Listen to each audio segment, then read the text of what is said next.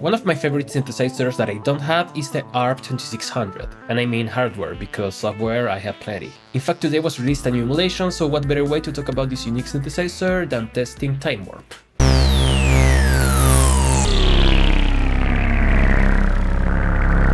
Now, the reason is that sometime from now, Air is going to publish a preset pack made by me. This is very important because this is the first preset pack that I make for a developer or a brand. Now, I think this synth was already released by WayOutWare, but this is a new version with also a new skin, because honestly the old one was a bit dated. Nevertheless, you can still choose it in the configuration. Other fun thing to do is to go below the video and subscribe to the channel, and also give the video a like. It's free and I publish different videos 2 times per week. So what makes the ARP 2600 so special? Well, this synth has a very unique sound and its own character.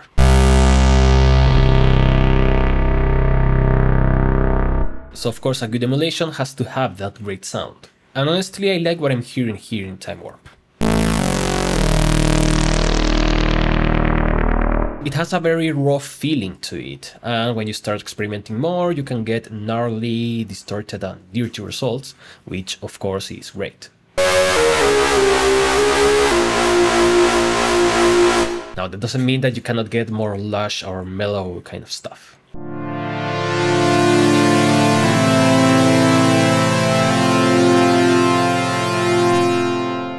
Not only that, thanks to its semi-modular architecture, you can create weird sound effects and even some kind of sequences. This is thanks to the freedom that this synthesizer can give you.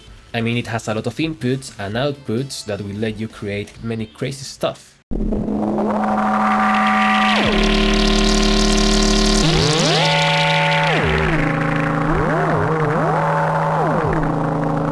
And as there's some freedom in that, you can experiment with a lot of different audio rate modulation things. Just connect the output of an oscillator to the input of anything else.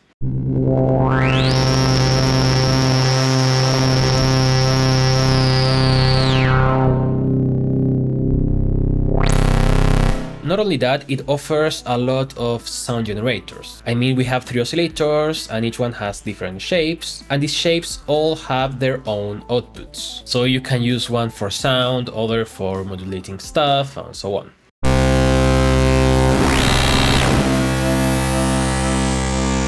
Not only that, we also have ring modulation. By default, it's the sine wave of oscillator 2 affecting the sawtooth wave of oscillator 1. But the thing is, you can connect anything to that, even the output of the filter, and then you can increase the fader of the ring modulation inside the filter, and you will get some sort of crazy feedback.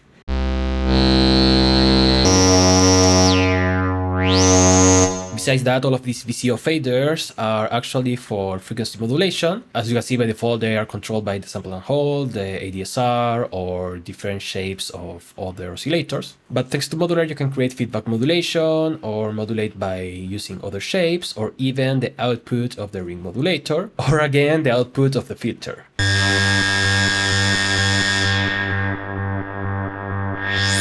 If you want to support my content, you can join my Patreon or my members page, or you can buy preset packs, use my affiliate links, even give me a donation and I can give a shout out to you at the end of my videos. So you see why I like the 2600 a lot. You can get crazy, experimental and noisy results in no time. Now, it has its own modulators like the LFO and the sample and hold, but if you think that's not enough, each oscillator can be set to low frequencies, transforming it into another LFO.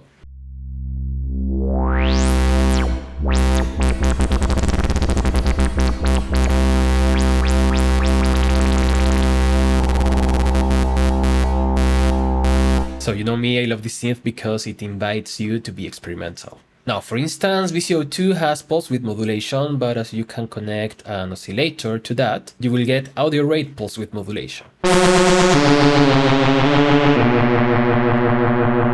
I don't know, I find this synth to be really fun.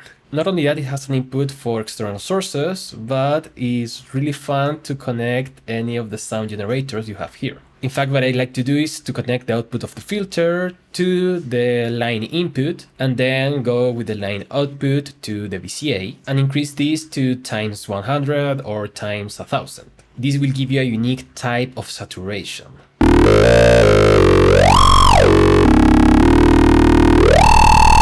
One of my favorite sounds to make is a resonant filter with saturation. Be very careful with your gain structure with this, otherwise you will get peak levels that will blow your speakers. Now it has only one effect, which is a reverb, and I believe it's a spring reverb. This is because the simulation is trying to be as close as possible to the original unit.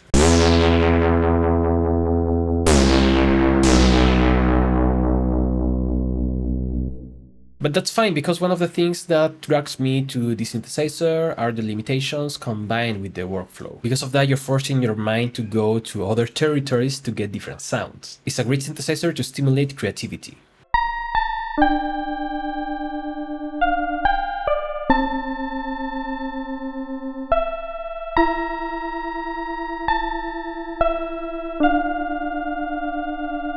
So of course, my invitation is that you use this one, or the one by Theory Audio or Turia, or any other that exists. But of course, if you get TimewARP, then you can buy my preset pack when it's out. One of the reasons of why I like to test different synthesizers is because I have a lot of fun. And the 2600 is really fun to use because it's also very different than others.